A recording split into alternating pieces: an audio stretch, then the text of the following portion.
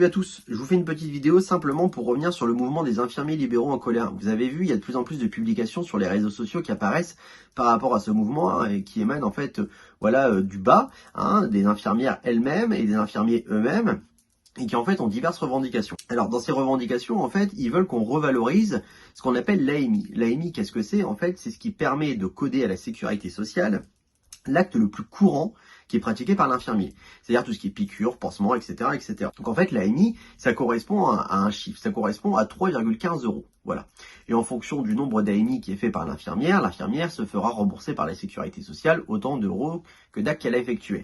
En fait, c'est intéressant parce qu'on se rend compte que les infirmières, elles ont, depuis 2008, été revalorisées une seule fois sur cette clé. Elles ont été revalorisées d'ailleurs en 2008 et ça a été effectif en 2009. On est passé de 3 € de remboursement à 3,15 €, soit 15 centimes. Et depuis, plus rien.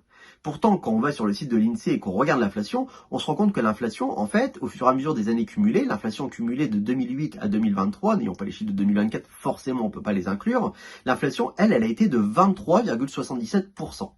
Et c'est là où on se rend compte que finalement, 3 € à 3,15 €, ça fait que 5%. 5% par rapport à 23,77%. Calculs sont pas bons, Kevin. Ah si, D'ailleurs, quand on regarde encore un petit peu sur le chiffre de l'INSEE et qu'on s'amuse à chercher la hausse du SMIC par rapport à 2008, on se rend compte que le SMIC a globalement suivi cette courbe de l'inflation. On a eu une augmentation qui est de l'ordre de 21% et quelque chose. Donc finalement, ça se suit. Mais en fait, il n'y a pas que le fait que l'AMI n'ait pas été revalorisée qui fait que les infirmières libérales aujourd'hui soient perdantes. À ça, on va ajouter un petit peu les problématiques diverses et variées. Les cotisations. La cotisation, par exemple, à notre ordre, l'ordre infirmier, lui, a pris 11%. Quand on regarde aujourd'hui le prix du petit matériel, etc., qui n'est pas comptabilisé dans l'inflation, parce que ce sont des matériels vraiment spécifiques, techniques, etc., des pansements, ça a également augmenté. On se rend compte aussi que nos cotisations à l'URSSAF, les cotisations qu'on paye chaque année, elles ont elles aussi augmenté. Donc nous, on n'a pas été augmenté depuis 2008. Et effectivement, quand on regarde le coût de la vie moyen, tout a augmenté. L'énergie, l'essence, tout. Et ça, en fait, ce sont des choses qui nous impactent directement. L'essence, une infirmière libérale, elle a besoin de sa voiture pour aller travailler. C'est pas possible autrement.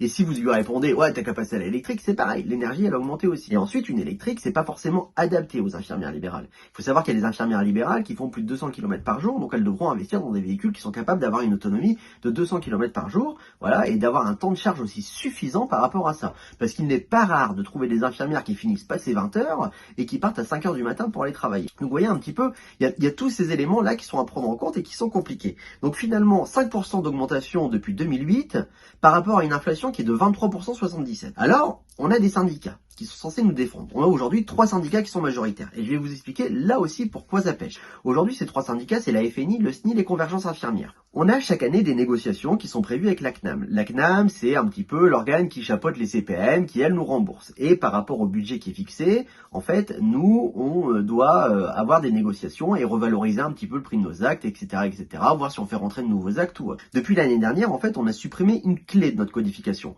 Je vous ai expliqué, l'AMI, c'était la clé qui nous permettait de compter tout ce qui était piqûre, pansement ou autre, mais on nous a supprimé l'AIS, qui était la clé qui nous permettait de compter tout ce qui était soins de nursing, surveillance, etc., Et on l'a remplacé par le BSI. Le BSI, qu'est-ce que c'est? En fait, c'est un nouvel outil qui a été signé par 2 de nos syndicats, le 3e l'ayant refusé parce qu'il avait compris que ça allait pas aller dans notre sens. Et en fait, le BSI, qu'est-ce qui se passe avec le BSI? C'est qu'aujourd'hui, les prises en charge qui sont lourdes, c'est-à-dire l'infirmier qui va faire des toilettes chez des personnes qui sont âgées, grabataires, vraiment dépendantes, chez qui elles doivent passer énormément de temps et chez qui elles doivent passer plusieurs fois par jour, mais en fait, ces infirmières, elles sont perdantes. Parce que si le premier passage, en fait, leur permet d'avoir une rémunération, d'avoir un remboursement de leur charge sur le premier passage, sur le 2e et le 3e passage, en fait, elles ne se font rembourser que de leur déplacement. C'est-à-dire 2,50 € qui a été revalorisé là de quelques centimes, exactement 25 centimes depuis quelques jours. Donc 2,75 €. Comprenez? Donc en fait, tous ces éléments font que, finalement, l'infirmière, elle ne s'y retrouve plus. Et c'est pour ça qu'en fait, ce mouvement, il est légitime, et ce mouvement, en fait, il mérite d'être écouté, parce qu'aujourd'hui, il y a un malaise profond. Il y a un malaise profond dans la situation des infirmières libérales et des infirmiers libéraux, et ce malaise, il faut l'écouter. Parce que si on ne l'écoute pas, ce qui va se passer, c'est qu'elles vont non pas se mettre en grève, parce qu'on ne peut pas arrêter des soins. Je suis moi-même infirmier libéral, j'ai différentes casquettes, voilà, ceux qui me connaissent le savent, mais je suis moi-même infirmier libéral, très attaché à ce métier, j'aime énormément ce métier, mais finalement, quand on se rend compte de tout, en fait, qui est mis bout à bout, on se rend compte que finalement, aujourd'hui, oui, on est perdant.